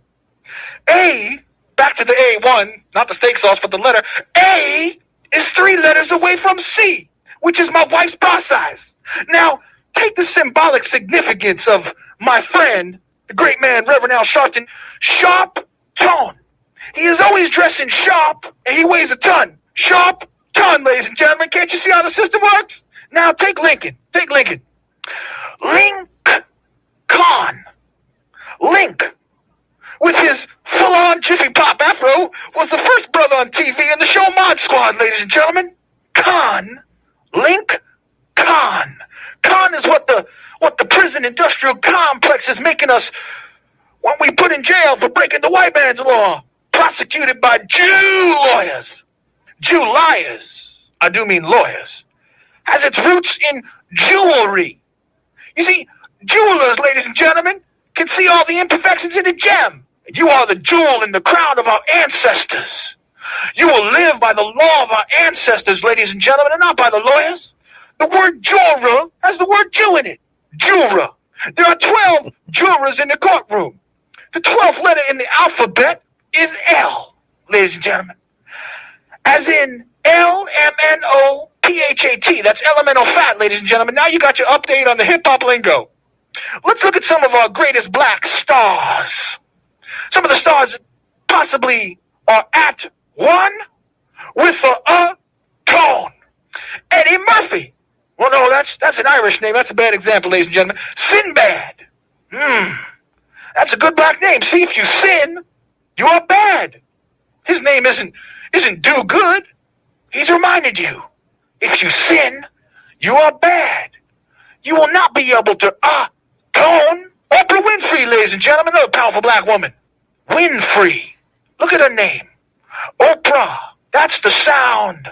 That's the sound her bottom makes when it sits on that couch covered in plastic, ladies and gentlemen. Winfrey. If you win, you're free. And if you lose, you ain't free. Her name isn't Lose Slave. Her name is Winfrey, ladies and gentlemen. Let's look at Gary Coleman. Hold your applause, please. Let's look at Gary Coleman. Besides Mickey Mouse, there was a plot against this youngster. He is not a man even now. Yet, his name is Coleman. Cole, what a deceptive devil to do that to him. Gary Coleman. I mean, he's as dark as coal, but he ain't no man. He's the size of a boy because of the white medical establishment's vaccinations, ladies and gentlemen. His name should be Dark Boy. Speaking of names, what is with this name game the white man has stolen from our African culture? Banana Fana, Faux Fana. Lincoln, Bacon, Bo Lincoln, Banana Fana, Faux Finkin. Now back to this insidious Lincoln character. We have all been conditioned as children while playing with the Lincoln logs. Rather, we should have been indoctrinated with Woodson, not Link Con. Woodson, the son of Wood. Woodson, as in Carter G. Woodson, who observed the importance of education for black people in his book of 70 years ago called The Miseducation of Black America. I suggest you read it, if you can. Our miseducation is due to a lack of blackness, a lack of Afrocentrism, ladies and gentlemen. This lack of blackness is due to colonialism and the education system used to ruin our minds. The history books written by white men in Connecticut. Indeed, we demand textbooks that represent the true history of our people and the struggle not we, but our ancestors have gone through. Our children must have textbooks of true historical account written by our many brilliant African-American scholars, though I can't name any right now. I probably think of one if you give me enough time. And the colonialism continues, ladies and gentlemen. The ghettos are the new colonies. The right of reparations is the responsibility of remembrance. We must honor our ancestors, ladies and gentlemen, by reclaiming what is ours. And we ain't going to explain how we're going to spend it. Oh, no. Did you know there is not one song, one plaque, one day of remembrance for the Holocaust of slavery?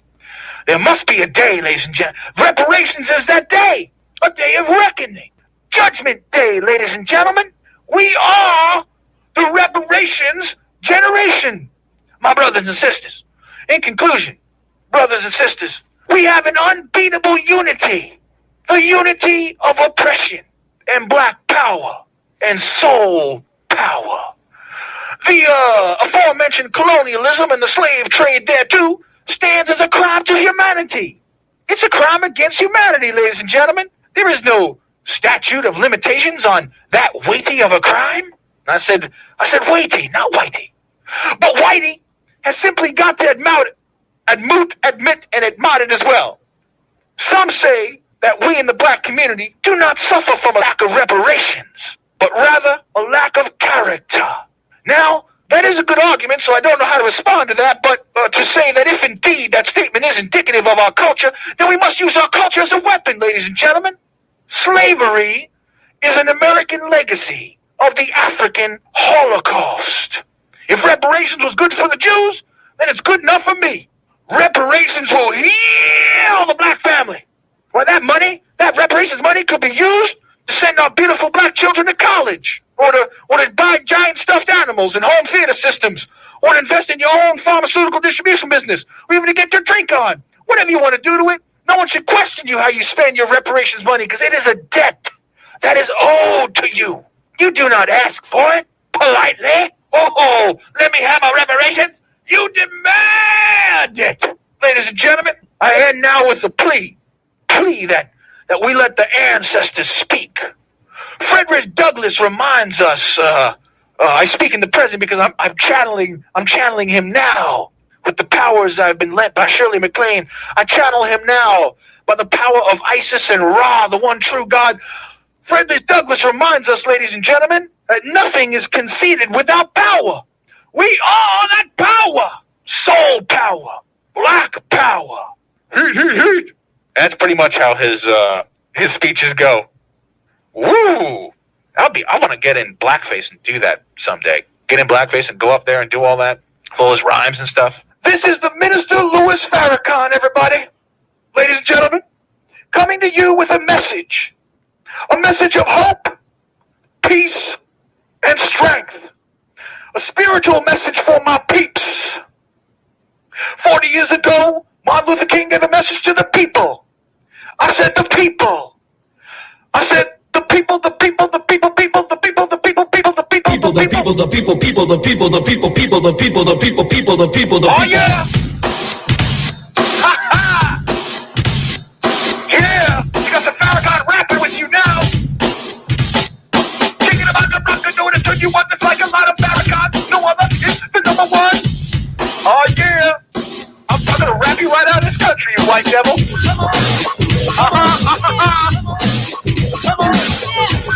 Bring it, don't sing it. Court. This out, man. Court. Now in court, cause I stole this. Reparations, this is the best joint, cause I'm giving it a new name. What you hear is Farrakhan. You know the time, y'all. What in the hell do it? You ain't know about reparations. If I took a day, just look at me like, hey, all on this shit. Check it out, y'all. Condition ain't right. Ain't like dynamite. Good to blow you up and it just might. Blow up the bitches. Judge and courtroom clerks, I gotta mention. This rap, I'll tell you what, this rap stuff is so damn easy. I don't have no clue why they're paying these guys to rap. That rap stuff is easy. I want to get on the mic and call myself Murder One. Murder One on the mic, y'all. Coming at you live like Farrakhan, ladies and gentlemen. Oh, yeah. I'm going to cut away to the actual speech and we can talk.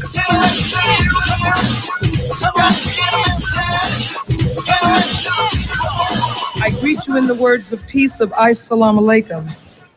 Yes. Hey, why don't we hear from a popular celebrant of Ramadan Ding Dong, Khalid Muhammad, protege of Farrakhan, in a BBC interview last year that was conducted in multiple locations. If indeed there is a mystery devil somewhere, I don't think he has a chance against the white man on top of the ground. Really? Would you go out with the white woman? If I believe that the white race is the devil, I want you to listen to this. The white man is the devil. Later on, he talks about he'd like some pants made out of the skin of white men. Some special place in my heart for the white woman. I understand the Nation of Islam platform includes a provision for the creation of a separate state within the U.S. Is that something you believe in too? I believe in that with all of my heart. We need some of this good earth that we can call our own. America owes us reparations. Alabama, Georgia, you have the Carolinas here, north and south, in that general area. Doesn't that mean then that they'd be giving up the chance to live in Harlem? You can't be serious to ask me to give up Africa for the gilded cage called Harlem or any other so-called reservation or ghetto inside of this strange land, picking up the filthy and indecent and wicked habits of this strange people. No, I don't think so, Louis. We need a nation of our own, a land of our own. We must have freedom and independence. We must have freedom indeed. I read a little bit in Nation of Islam doctrine that says that there's a 6,000-year reign of the white man, basically, and then at a certain point it comes to an end. Is that a belief that a view that you subscribe to? And that's 100%. And that's happening now. Now, how would I give white folks an easy time? I don't know. Would you wear these? No, sir, I wouldn't wear that. Why? I'd rather have some pants made out of the white man's skin. Would you wear these? No, sir, I Listen, wouldn't wear that. but he wants his pants made out I'd rather have some pants made out of the white man's skin. Oh, yeah, that's another peaceful Muslim brother from radical Islam. Happy Ramadan Ding Dong, folks. Yes. Accused sniper John Muhammad. I don't know if you know this. He's also celebrating Ramadan Ding Dong, as is his former employer, Minister Louis Farrakhan, who strangely has... Oh, so clever. Anyway, that was, like I said, so it does have its douchey moments, that old radio stuff. By the way, non-existent. I'm not sure if I read what you wrote when he gave 1488. When the obvious lies were never exposed by the fake news outlets, I began looking into the past for other lies and found, ellipsis, Jews. Yeah, that's about how it worked for me, too. I took a little side route into Freemasonry. Oh, yeah. And then, ended up, listen, if you're reading and you're looking into this, you're going to end up at the Jews. It's just how it works. Okay. Yes, Veritas saying, I remember that guy. Yeah, this was, Elijah Muhammad or whatever? Yeah. They were real characters, and at the time, we, of course, were being ginned up to despise everything Muslim. Real convenient on account of we were given a hate pass. We were given this little card that says, you may hate group, and then it had a colon, and then it would list the group, and the Jew can change that card anytime he wants. So it's like, today you can hate the Chinese, okay, and then tomorrow you're back to hating the Muzzies, and it's just whatever the Jew gives you. So now I make a point of not hating any group just because Jews have given me a hate pass. So I just focus on hating the Jews. So that usually works out better for my own sanity, and I find myself sleeping better at night and deeply satisfied. So for what that's worth, I wanted to play. I did cut that off because it had some of that poetry, which you've heard before. I was doing Farrakhan reading the poetry of John Muhammad, the DC sniper, but you've already heard that. So I'm going to bring you something new here. We're trying to build an audience, and I don't want to bore anybody. So let's bring you something completely new, but also from the earlier WGMD days. Now, I understand the criticism, people saying, oh, he was on FM radio, not talking about the Jews. Okay, great. That's true. The only way we could do that was through a mockery and comedy. This is the same sort of thing, except it's called the Star Spangled Banner. And this is essentially about the Star Spangled Banner is going to be changed to La Cucaracha. And, well, you'll get it. Let's just go ahead and listen. You'll understand. It's all about immigration, the illegals flooding in. This is a very common thing. Everyone can feel our pain when it comes to this. And so I'll play you what was an old skit. Never literally got in trouble for this skit, but this definitely walked the line. Davis Lurmann and the right perspective. Listen to The Right Perspective with Davis Lurmann, 8 to 10 p.m., Monday to Friday on Speak Free Radio, Odyssey, Rumble, and GTV. Truth does not fear investigation. Belief in the Holocaust, as described by court historians, is a form of collective insanity driven by the ravings of subversive Jews. The purpose of Jewish atrocity propaganda is to obfuscate all conversation about what they are doing. Davis Lurmann. When Jews complain about anti-Semitism, they're really complaining about accountability. The Right Perspective. The Holocaust narrative is emotional blackmail, much like the lies about October 7th. The reason the Jews invent atrocity lies is to justify their disproportionate acts of violence, oppression, and genocide, the very thing they blame us for. Sickening! Thought-terminating cliches are one of the Jews' most effective weapons of mass perception management. I like that. Listen to The Right Perspective with Davis Lurmann, 8 to 10 p.m., Monday to Friday on Speak Free Radio, Odyssey, Rumble, and GTV. Here we go. Here's the new national anthem. That's right. The Hispanic Latino population, the same people I played clips of 2 weeks ago, screaming at soccer games, boo during our national anthem, and we support bin Laden out in the parking lots. Yes. We'll be a new America. An America with an ever-changing complexion. Oh, say, can you see, man? What do we have here? Caller, you're on the air with Davis Lurmann and Lou Cucaracha. Yeah. When our forefathers came here, the Italians, the Greeks, the Irish, they didn't demand changes. They made changes according to the American way. And I think this political correctness crap is what has brought all of this about. Well, no, sir, you are mistaken. You need intercultural training for non-Hispanics. Yeah. Anyway, so let me try to get this down here because we have the Lou Cucaracha. Let me see. Get a call from David Oliva. Hey, man. What's up? Hold on, man. It's my heritage, man. La Cucaracha. You making fun of my heritage, man. Here we go. It goes like this, man. Mi labra, la raza. Oh, say, can you see? By the dawn's early light, man. Oh, what so proudly we hailed, man, at the dawn's early... What? I thought it was last gleaming. Whose broad stripes and bright stars? Through the perilous fight, what up? Over the ramparts we watched, they were like streaming gallantly and whatnot. You know what I'm saying? And the rocket's red glare, man, let me tell you what. It was blinding, dude.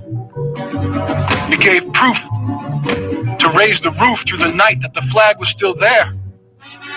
That's a symbol of fascism. And yeah. What else we got, man? Here we go. Here's some verse you never heard on the Star Spangled Banner. Oh, that was a Freudian slip. The Star Spangled Burner. They'll probably be burning the flag. Oh, thus be it ever when free males should stand between their loved home and the war's desolation. What's up, man? Don't you respect my culture, my heritage? You need some intercultural sensitivity training, yo. Ain't you seen the statistics, man? The data tells me that you in the minority, bro. You better start listening to me now. Yeah. What you got for me now? Let me try this other song. Hold on. See how we do here. All right. Let me see some new words, man.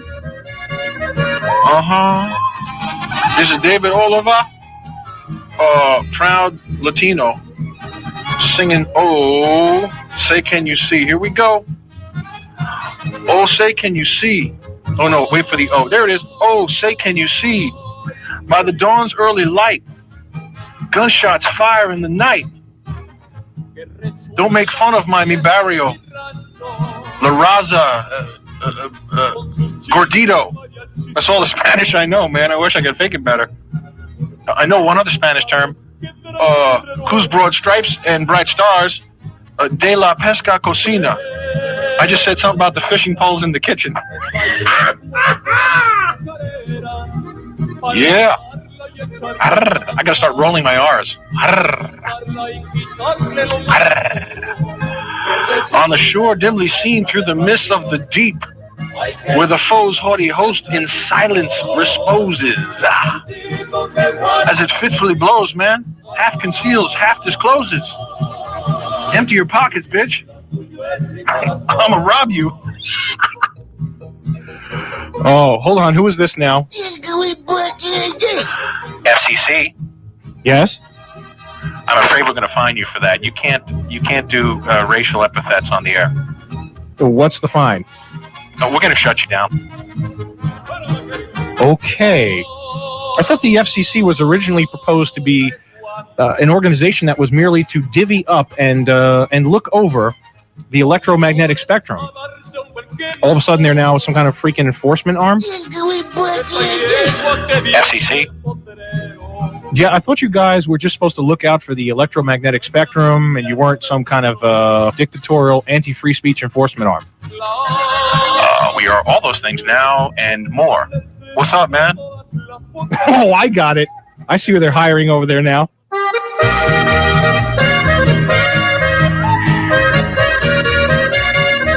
This is David Oliver, man. I got a message for Black America. You in the minority now. What you think about my proud cultural heritage, man? This is the revenge of Atlazan. I'm gonna pull some Mayan junk on you, bro. I'll cut your heart out, yo. Yeah. What you got for me now? Yeah. Be warned, Black America. Hey, you're not got a message for Black America, too. You cats in the Race Identity Politics Coalition, the guys who are obsessed with your own diversity, I suggest you get on board with the Latino train, my friends. You're on the air with Davis Lurmann and David Oliver, man. Hey, Davis. We used to kid about Jose, can you see? Well, now you've got Jose, can you see?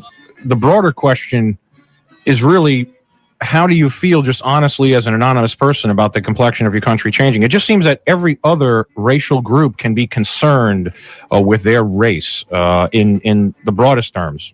They can discuss how their race is being watered down by interracial dating and marriage. Everyone else can be concerned, but the minute we are concerned, then we are racists and we are snobs. Civilizations have risen, civilizations have fallen. I don't know what is the mix of North America to come. It's probably not something I'm going to know in my lifetime. I don't know. We only want to be safe and comfortable where we are, and I think to go after, of course, we're going after terrorists these days, and to be harder on criminals. We've got O.J. Simpson walking around, and we want to put Martha Stewart in jail. Now, come on. Come on. Yeah, it seems that we have lost our way, and a very insightful person might point out that this is the way Rome went. When you allow the barbarians within the gates to rule the day by this open fiction called democracy, which doesn't really exist except in the minds of insane liberals. There's no such thing as democracy. There is only representative republics that decline into socialism, eventually to become communism. Now, this is the other difference that is of interest to anyone who might want to become intercultural. Unless you can make it national socialism. Culturally aware of the Hispanic tradition. Hispanics are communal people. I'm not calling them communists, even though most Hispanic peoples are ruled by a political faction of communists or fascists. Spain is famous for its number of fascists. But if we look at just the kind of people and what they expect from their government, when they come here, they are communal people by nature, not individualists. In fact, you can offend them by giving them a sense of competition.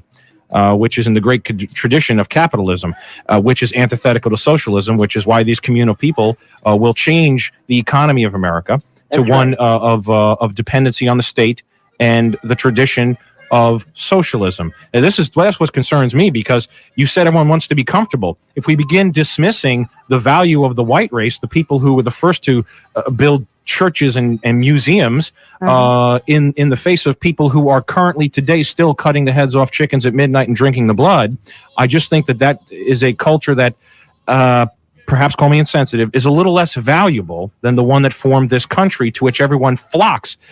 That's ironic too, because now I listen to this, and about a year and a half after this show, I went to Norway, my heritage and my wife's are they're from Norway and Sweden, but we went to Norway, and that's when I saw, oh, this is what National Socialism can be. If you were embroiled in kind of standard right-wing Republican type of writings, if you were a member of the book club and all of this, you would have got nothing but a negative impression of socialism. So that's why I do excuse myself of all those years ago for having that absurd opinion. We've lost rugged individualism, absolutely. Oh, yeah, and it's disappearing more of all the time. Yeah, rapidly. Yes, it's dependency upon the state versus rugged individualism, and this is the communal mindset that we are importing in the name of votes for the Republican Party or the Democrat Party, both of them appeasing these people who are coming in here and will change not just the complexion, but the very nature of our government. And you contrast all of this with what's going on with that disgusting Michael Newdow, people proposing to change what we swear an oath upon. I mean, there is an attack. There is a cultural war afoot, and I find it much more threatening than some cat in a towel with a magic carpet rolled up in his backpack, personally. What they did on 9/11, that's one thing. What they're doing to all of us through this form of creeping cultural change is simply cannot be stood for. Yes, I know. We just need to do what we can one by one. You got it. I appreciate your call. Thank you. Thanks. Well, what do you think about that, Dave Oliva? She's a racist, man. She don't respect my cultural heritage, yo. But now, David Oliva, I mean, be honest. Aren't all Latinos and Mexican Americans that are willing to risk their life to come to this country, aren't they all white supremacists? How you mean, man? Well, I mean, they are white supremacists because they believe the white America to be superior. See, they choose to live here because this is a country founded by white intelligentsia. And so by their very nature, them escaping countries... You're confusing me, bro. All right, hear me out, David Oliva. When people scurry under barbed wire and briskly scoot across the border, leaving behind a country led by the same swarthy characters they are saying that the place known as America, which is currently dominated, although not for long, by white America, they are white supremacists because they believe this to be a better place to live. I don't know, man. I just can't figure out why people would want to leave someplace and then because it sucks, right? And then come here, yo, and make it look like the place they left that's sucking, right? Yeah, there's that too. What is with that? You leave some country because it sucks, right? Then you come to America and you want to make the place like the country you left, which was sucking. So you leave a place to suck to make America suck. Well, that's great. Oh, yeah, I look forward to this. I see the change to Latino culture, man. It's a valuable change, and I see it as an exciting opportunity for post-Caucasian America, man. Post-Caucasianism that's going to be set free, man. And then I'm going to beat down Blackie after beating down Whitey. You black folks, you're in for it, man. You are in for the ride of your lives with these Latinos. I'll tell you what. You think I'm kidding around with that? This is why Farrakhan doesn't embrace the Latino community. He sees the writing on the wall. He's pretty smart. He sees it coming. I do not believe in the value of Latino culture. I do not believe this. Not because I am racist, but because we should be the majority. I demand a cultural imperative, a territorial imperative. Don't you see, you cannot live side by side with a wild-eyed Aztec who wants to cut your heart out to some cat named Quetzalcoatl. Isn't that the guy's name? I'm trying to remember my Mexican history. What was that cat's name? Quetzalcoatl. Oh, yeah. Man, those freaking Mayans, they couldn't get a calendar right. You want them to come here and work for 7-Eleven? Good luck. They can't tell what time it is. Yeah. Looking for that siesta. That's what's going to happen. Cinco de Mayo. I give it 5 years. Cinco de Mayo is a national holiday. You wait. Going to close up all the banks. And then I give it 100 years and we got siestas going on. No work is going to happen. None. We just show up and pretend we work and all that. With this in the background.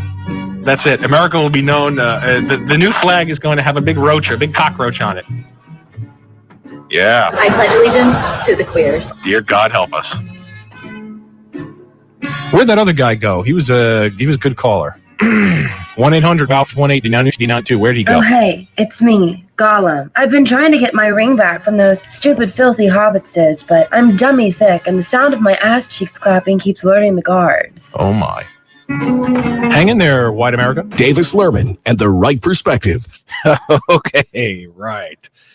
So, yes, you must take it for what it is. Very entertaining. Very entertaining for what it is. Okay. Hey, bro, this is David Oliver. Hey, man, what's up, yo? Hey, mijo. 3 minutes to go on your show, man. Don't fuck it up. That's good because I have 9:56 and some odd seconds, so that should be good. It'd be better if it were 9:57 on my clock, but anyway, yes, we're trying to be more professional around here, folks. We try to deliver you a quality show, and yeah, we don't want to mess that up. I am already feeling better. I've got to thank Dave Gahari for his recommendation. I don't give medical advice, but Dave was nice enough to suggest a type of vitamin C that was anyway, believe it or not, I'm starting to feel a little better. Well, I can give medical advice since I'm licensed and yes, you are certified, and it's liposomal vitamin C. What people need to understand, listeners, is that when you take like a compressed of Walgreens or Walmart vitamin C, it's basically a distillate of petroleum, right? It's a byproduct waste of making gasoline, and so they'll lie and tell you that but ascorbic acid is ascorbic acid. But the funny thing is it's actually a specious truth, because that is true. But the problem is that the body doesn't just take in ascorbic acid as vitamin C. Vitamin C is a far more complex bioavailable molecule. And so when you take it liposomally, which is a liquefied with fats, it's very digestible and it supports your immune function. And that's the case with almost all supplements. If you can get an organic liquid version, you're better off. You'll digest more of it and use more of it. Indeed. Photonic heat, echoing what Giuseppe just said, it survives digestion. So, yes, that's the whole key. I guess we're kind of peeing out the bulk of what we take if it's that CVS quality vitamin C. Yeah. That's right. Right on, folks. Oh, go ahead, bud. That David Oliver was awesome, man. The way you underplayed it, that was really good skit. Oh, yes. Okay. Well, I'm glad you appreciate. Oh, yeah, I see that now in the private chat. Yep, there we go. And we got comments. Do we miss any? Gang of Four. Shout out to Davis and Mr. Veritas. Let it rip. Nicely done. That's great. Yeah, we do have a nice community chat going here. I feel pretty great about it, and I appreciate everyone contributing tonight. It was Bo Hunter 88, Non-Existent, and of course J Ray 1981. So 2 out of 3 old reliables there. Tomorrow night is the night, in case I mislabeled anything for this eve. Tomorrow night it will be Zak Logos to come on, and we're going to discuss nerdy shit. It's going to be books. What books he finds influential versus my own, and maybe recent reads.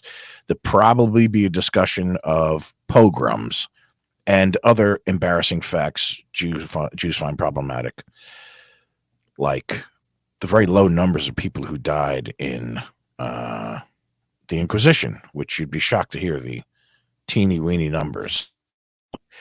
It's all an exaggeration. Davis Lurman and the right perspective. It's happening. I can feel it. This could really catch on. I can't remember when I've been so moved. Nicely done. All right, you are out.